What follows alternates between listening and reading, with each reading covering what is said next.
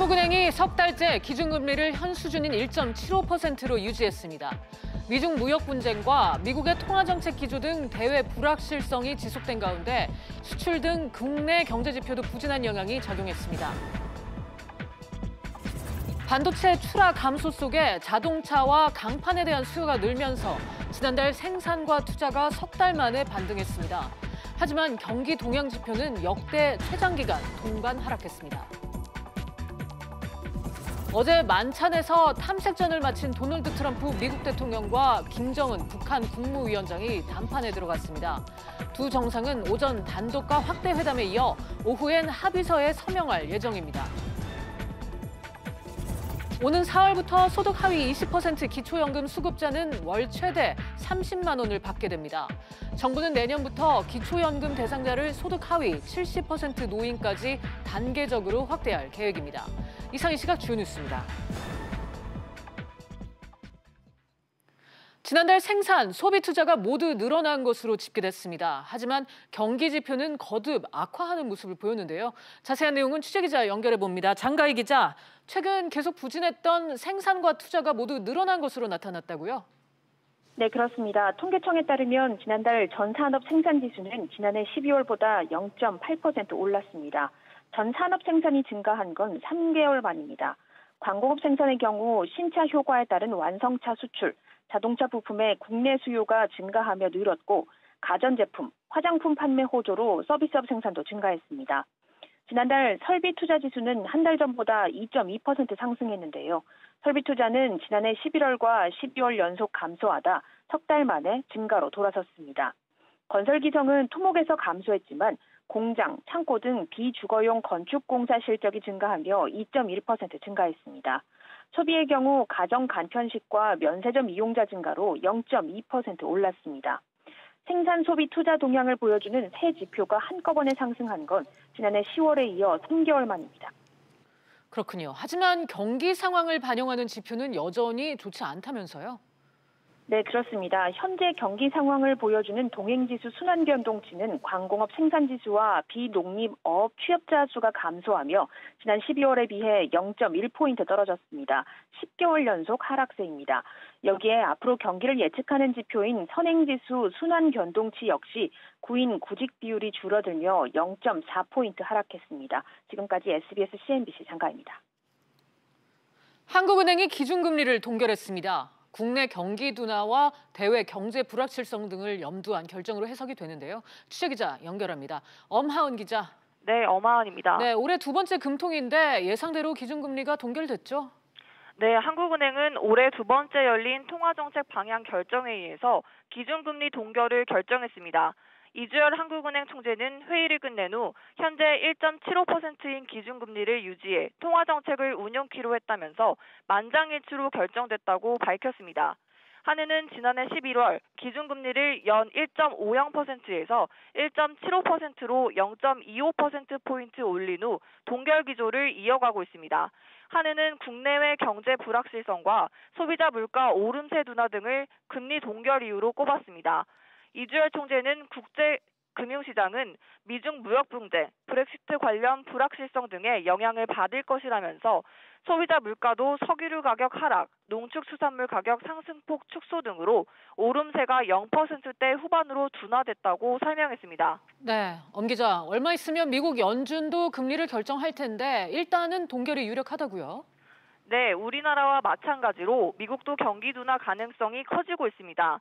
이런 이유로 미국의 기준금리 방향도 현 시점에선 불확실한데요. 제롬 파월 미국 연준 의장은 최근 금리 동결을 시사하는 발언을 하기도 했습니다.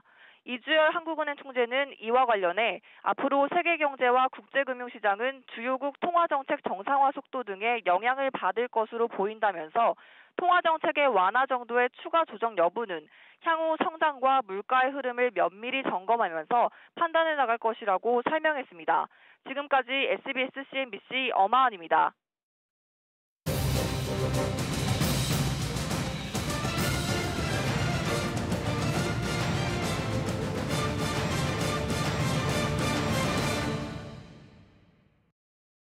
도널드 트럼프 미국 대통령과 북한 김정은 국무위원장이 정상회담 2일차 본격적인 회담 일정에 돌입했습니다.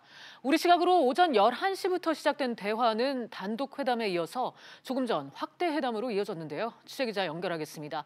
류정은 기자. 네, 류정은입니다. 네, 현재 상황부터 전해주시죠. 네, 트럼프 대통령과 김정은 위원장은 회담장인 하노이 메트로폴 호텔에서 현재 확대 정상회담을 열고 있습니다. 미국 측에선 마이크 폼페이오 국무장관과 스티븐 비건 대북 특별대표, 그리고 존 볼턴 백악관 국가안보보좌관이 참석했고, 북한 측은 김영철 북한 노동당 부위원장, 김혁철 대미 특별대표, 리수용 부위원장이 참석 중입니다. 앞선 단독회담은 예상보다 빠르게 끝났는데요. 예정된 45분보다 10분가량 앞서 종료되면서 두 정상이 호텔 내부 정원을 가로질러 기다리던 폼페이오 국무장관과 김영철 부위원장과 함께 확대 회담장으로 들어갔습니다. 두 정상 모두 미소를 띠는 등 표정이 매우 편안해 보였습니다. 네, 회담 시작 전 트럼프 대통령과 김정은 위원장이 오늘 회담에 대한 느낌을 밝혔죠? 네, 먼저 트럼프 대통령은 속도는 중요하지 않다. 북한이 미사일 실험과 핵실험을 하지 않은 것에 감사하다고 말했습니다. 트럼프 대통령은 또 어제 만찬에서 좋은 아이디어가 많이 나왔다고 소개하면서 북한과의 관계가 매우 좋다고 밝혔습니다. 김정은 위원장은 훌륭하고 좋은 결과를 위해 모든 노력을 다하겠다고 밝히면서 직감으로 보면 오늘 결과가 좋을 것이라고 말했습니다. 네, 리 기자, 오늘 나머지 일정은 어떻게 됩니까? 확대 정상회담 이후 우리 시각으로 2시부터는 업무 오찬이 예정돼 있고, 최대 관심사인 공동 합의문 서명식은 오후 4시 5분입니다.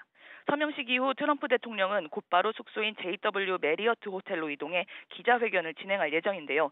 현재로선 단독 기자회견이 될 것으로 보입니다. 지금까지 보도국에서 전해드렸습니다.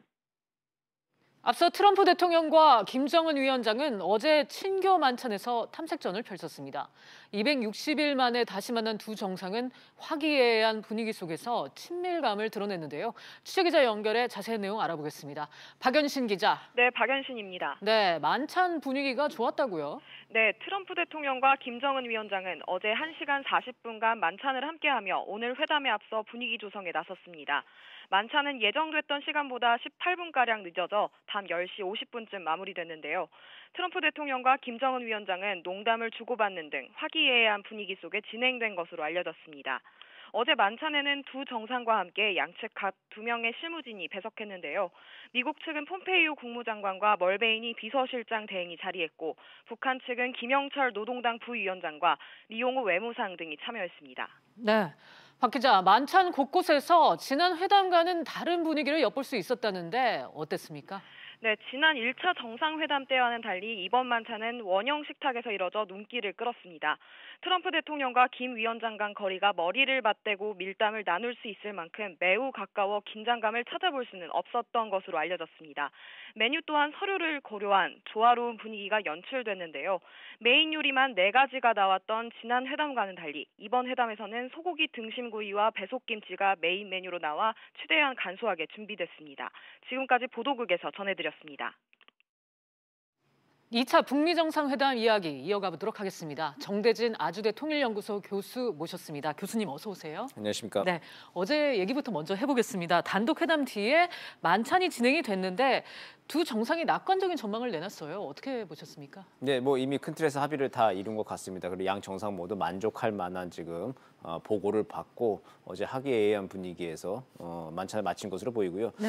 특히 뭐 그 두 분이 이제 이렇게 개인적인 퍼스널리티가 좀 잘 맞는 것 같습니다. 뭐 요즘 속칭 말로 좀 케미가 잘 맞는다고 할까요? 이제 네. 그런 그 분위기들이 회담에서도 어쨌든 잘 촉진하는 역할을 했으리라고 보여집니다. 네, 어제 만찬이 예정보다 좀 길어졌어요. 그만큼 이제 주고받을 얘기가 많았다. 그렇게 판단할 수 있겠죠. 그렇죠. 뭐 만찬이나 회의가 길어지면 두 가지죠. 뭐 잘 안 되거나 아니면은 네. 뭐 좋은 분위기거나. 근데 어제 앞에 뒤에 이제 양 정상의 분위기를 봤을 때는 굉장히 좀 좋은 분위기였으니까 네. 회담 결과도 지금 낙관적으로 좀 한번 지켜봐야 될 것 같습니다. 네, 이렇게 해서 탐색전은 마쳤고 오늘 본 게임에 들어갔습니다. 결국 핵심은 비핵화이고 그 중심에는 영변 핵시설이 있는데 미국은 여기 이제 플러스 알파를 노리는 상황입니다. 북한이 어떻게 응할 걸로 보십니까? 영변은 북한으로서는 거의 모든 것이기 때문에 사실 영변 내주고 나면은 모든 걸 또 받아야 되는 전면적 제재 완화를 받아야 되는 게 북한의 목적이겠죠. 네. 아니면 전면적 제재 완화를 못 받으면은 그에 상응하는 뭔가를 정치적 조치들을 좀 받아내야 될 건데 김정은 위원장 표정을 봐서는 뭔가 좀 약속을 좀 받은 것 같습니다. 혹은 이번 합의문에 담기지 않다 하더라도 앞으로 6개월, 1년 뒤에 이제 과정들을 통해서 단계적으로 무엇을 해나가자라고 하는 이면 합의들을 아마 양 정상이 충분히 했으리라고 생각이 되고요. 영변에 대해서는 김정은 위원장이 작년부터 재차 3차 공언을 했던 부분이기 때문에 네. 영변을 일단 동결 얘기를 좀 했을 것 같고요. 그 폐기에 대해서 어느 부분까지 폐기를 할 것인가 그리고 초미의 관심사가 이제 검증이라고 하는 단어가 나올 것인가 아닌가거든요. 한번 좀 지켜봐야 할 것 같습니다. 네.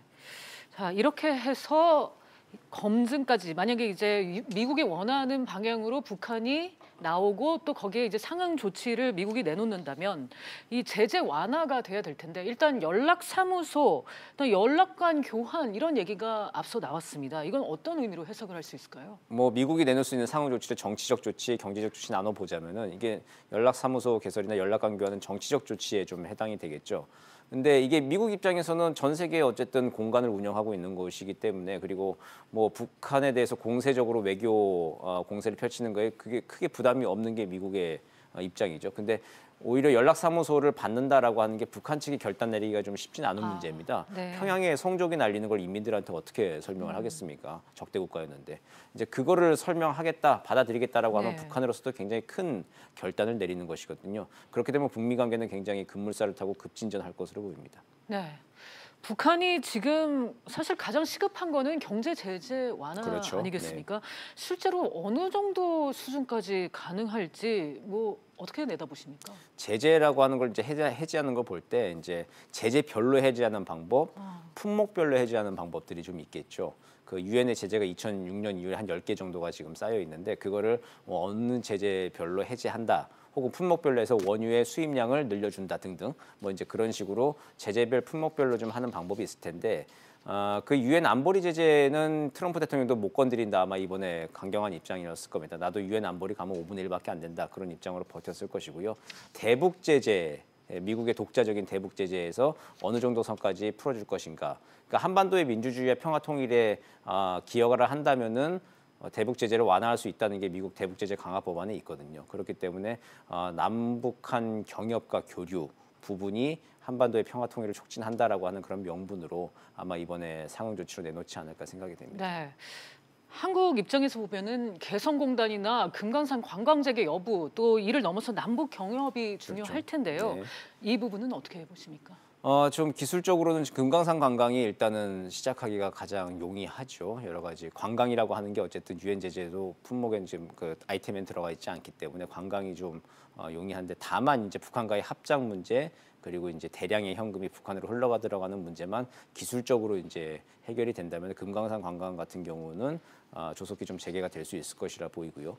개성공단 같은 경우에도 기술적인 문제입니다. 역시 합작 문제하고 벌크 캐시, 대량의 현금이 북한에 들어가는 것들을 다른 기술적인 방법으로 어떻게 해결할 것인가만 협의만 된다면은 충분히 제재 면제 승인을 받아서 당장 재개할 수 있는 그런 여건들은 갖춰져 있다고 보여집니다. 네. 교수님 추가로 질문 하나 드릴게요. 네. 앞서 이제 합의문에 오늘 이제 핵시설에 대한 검증을 그 문구가 들어가느냐 안 들어가느냐를 지켜봐야 될 것이다라고 말씀을 해주셨는데 만약에 오늘 나온 합의문이 우리의 기대치에 못 미칠 경우 그럴 경우에는 어떻게 판단을 내려야 될까요? 기대치에 못 미친다 하더라도 이제 우리의 역할은 이제 촉진자 중개자 역할인데 포기할 수가 없겠죠. 이게 우리 네. 당사자 문제이기 때문에 우리에게도 그렇기 때문에 계속 어쨌든 북미의 대화의 틀이 끊이지 않도록 계속 노력을 해야 되는 것이고 특히 중요한 게 뭐냐면 미국 워싱턴 내부에서 이 한반도 문제와 비핵화 문제가 워싱턴 내부 정쟁의 도구로 좀 비화하지 않도록 그쪽 분야에 오히려 총력 외교를 좀 기울일 필요가 있을 것 같습니다. 북한을 설득하고 판을 유지시키는 것도 중요한데 어쨌든 우리의 동맹이라고 하지만 그쪽에서 지금 굉장히 좀 어려운 여건들이 좀 조성되고 있죠. 네. 한반도 문제에 대해서 그쪽에 대해서 좀 관심을 좀 더 많이 기울여야 할 때인 것 같습니다. 그렇군요. 그럼 마지막으로요. 이제 문재인 대통령이 이제 내일 3일절 경축사를 통해서 신한반도 체제와 관련해서 이제 구체적인 계획을 발표할 걸로 보이거든요. 어떤 그림이 나올까요? 뭐 정치적인 차원에서는 어쨌든 새로운 100년에 대한 얘기, 평화 증진을 통해서 우리가 전쟁을 종식하고 새로운 그 환경을 만들어 나간다는 이야기, 그게 정치적 측면에 담길 것이고요. 경제적인 게 크죠. 경제와 번영 차원에서 지금 우리 정부가 가지고 있는 신한반도 경제 지도 구상이 어떻게 정말 구체화시킬 수 있을 것인가. 우리가 이번에 김정은 위원장이 열차를 타고 베트남 가지 않았습니까? 그게 이제 신남방 정책이 우리가 열차 타고는 꼭 유라시아로만 간다 생각했는데 남방으로 이어진다는 것도 이번에 눈으로 목격을 했죠. 그런 것들이 어떻게 구체화될 것인지 남북 경협 등을 통해서 앞으로 우리가 어떻게 갈 것인지에 대해서 이야기하는 이제 로드맵을 제시하지 않을까 생각됩니다. 네. 우선은 오늘 트럼프 대통령과 김정은 위원장이 선언할 이 하노이 선언 채택과 관련해서 어떤 내용이 나올지 지켜봐야 될 것 같습니다. 교수님 오늘 말씀 감사합니다. 저소득층 노인들에 대한 기초연금액이 4월부터 월 최대 30만 원으로 오르게 됩니다. 국민연금에 맞춰 기초연금도 물가 상승률만큼 올린 영향을 받는 건데요. 자세한 내용은 취재기자 연결합니다. 조슬기 기자. 네, 조슬기입니다. 네, 소득이 낮은 어르신들의 기초연금 지급액이 4월부터 더 늘어난다고요? 네, 보건복지부가 지난해 물가 상승률을 감안한 올해 기초연금 지급액을 결정했습니다. 먼저 소득 하위 20% 노인은 기초연금 기준연금액이 월 25만 원에서 30만 원으로 오릅니다. 빠르게 악화하는 노인 가구의 소득 분배 지표 상황을 고려한 조치라고 복지부는 설명했는데요.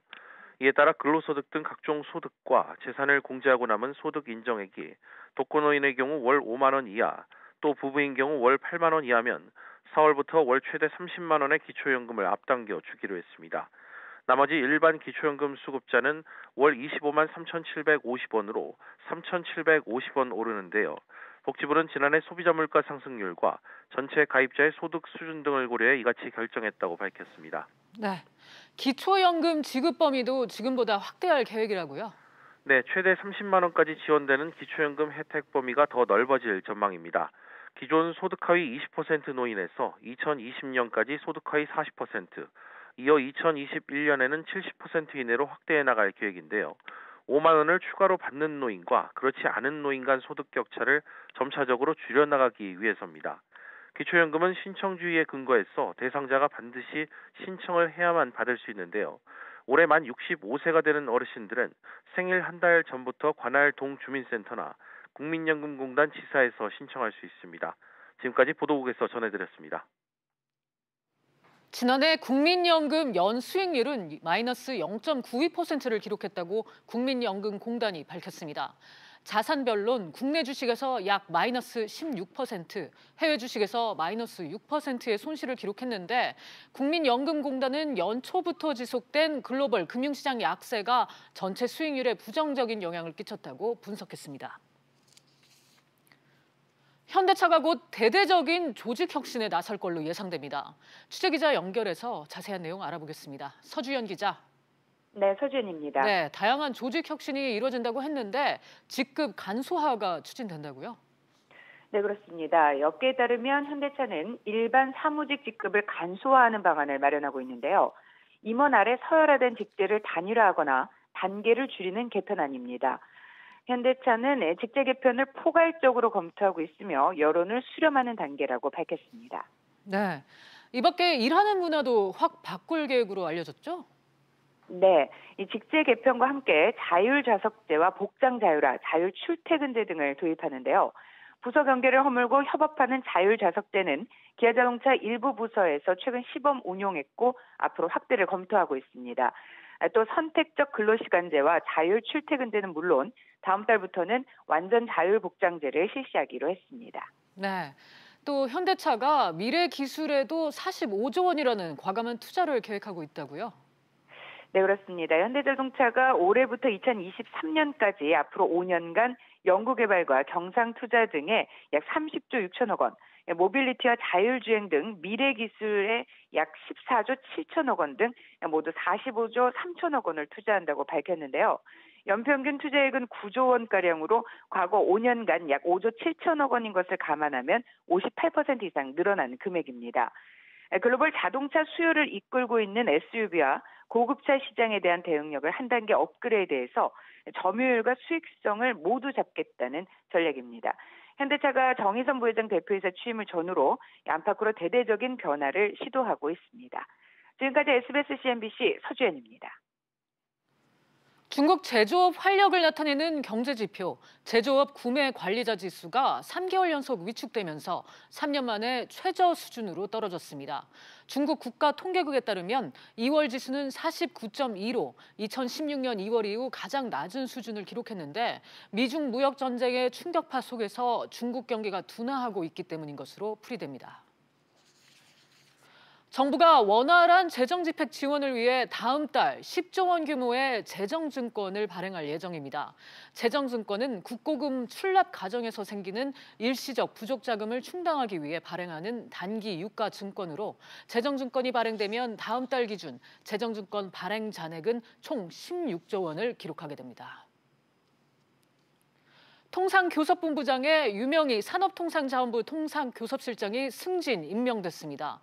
문재인 대통령은 김현종 통상교섭본부장을 청와대 국가안보실 2차장으로 임명하고 통상교섭본부장 후임으로 유명희 실장을 임명했습니다.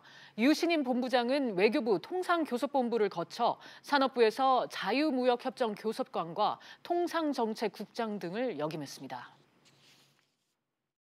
저도 나이가 들면 앞으로 물가가 더 많이 올라가 있을 건데 돈이 없으니까 뭐 아기 낳기도 힘들죠. 저 먹고 살기도 힘든데.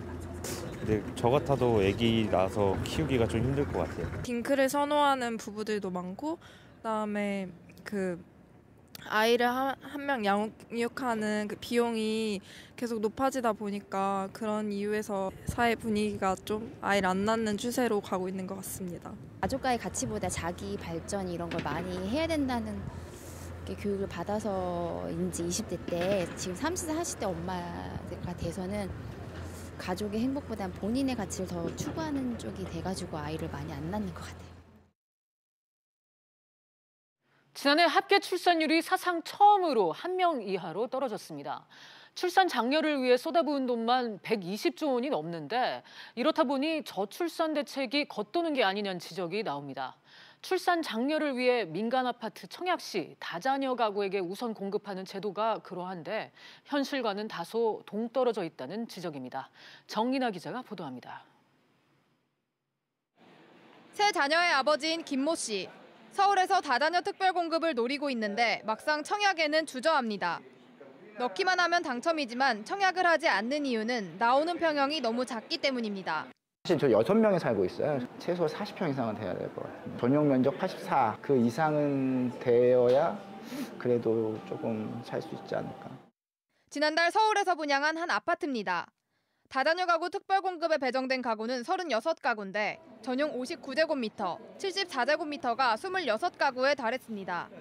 심지어 지난해 7월 분양된 강동구의 모 아파트는 다자녀 특별 공급으로 전용 48제곱미터, 52제곱미터를 배정하기도 했습니다. 전용 48제곱미터나 52제곱미터는 방이 2~3개로 최소 5명 정도인 다자녀 가구에겐 턱없이 비좁습니다. 이렇다 보니 다자녀 특별 공급은 청약 미달이 다반사입니다. 미달된 다자녀 특별 공급 몫은 신혼부부나 기관 추천 등 다른 특별 공급으로 넘어갑니다. 현행법에서 다자녀 가구에게 우선 공급으로 배려하고 있지만 면적에 대해선 별다른 조항이 없고 사업자는 특별 공급 비율만 맞춰 세대수만 맞추면 됩니다. 사업 주체가 공급 안 하는데 그걸 어거지로 이제 지으라고 할 수 없잖아요. 100 넘는 게 10가구밖에 안 되는데 나머지가 8호 이하면 모자란 부분은 8호 이하에서 채울 수밖에 없잖아요. 이에 따라 다자녀 특별 공급 활성화를 위해 중대형 면적을 우선 배정하는 등의 배려가 필요하다는 지적입니다. SBS CNBC 정인아입니다. 증시 상황입니다. 국내 증시 현재 혼조세 보이고 있습니다. 코스피 0.41% 내림세 2225포인트에 거래되고 있고요. 코스닥은 0.35% 오름세 754포인트에 거래되고 있습니다. 오늘 주목해보실 종목들 차례대로 보도록 하겠습니다. 우선 현대차입니다. 지금 자율주행과 공유차에 45조를 투자하겠다는 계획을 밝혔는데요. 하지만 LARC 고비행을 요구한 점이 아직까지 영향을 미치고 있는 모습입니다. 0.39% 내림세 12만 8,500원에 거래되고 있습니다. SK이노베이션 같은 경우는 상승세 보이고 있습니다. 2차 전지와 디스플레이를 사업부에서 분할할 계획이고요. 여기에 헝가리 제2고장은 배터리 설비 투자를 계획하고 있는데 이제 0.53% 오름세 18만 9천 원에 거래되고 있습니다. 하나금융지주 같은 경우는 현재 1.56% 오름세입니다. 스튜어드십 코드를 도입하기로 하면서 호재로 작용한 모습인데요. 39,100원에 거래되고 있습니다. 마지막으로 포스코 캠텍입니다. 2차전지 관련주죠. 코스피 이전 상장 결정 소식이 현재 상승세 보이고 있습니다. 2.23% 오름세 68,800원에 거래되고 있습니다. 지금까지 증시 상황이었습니다. 오늘 저희가 준비한 소식은 여기까지입니다. 시청해주신 여러분 고맙습니다.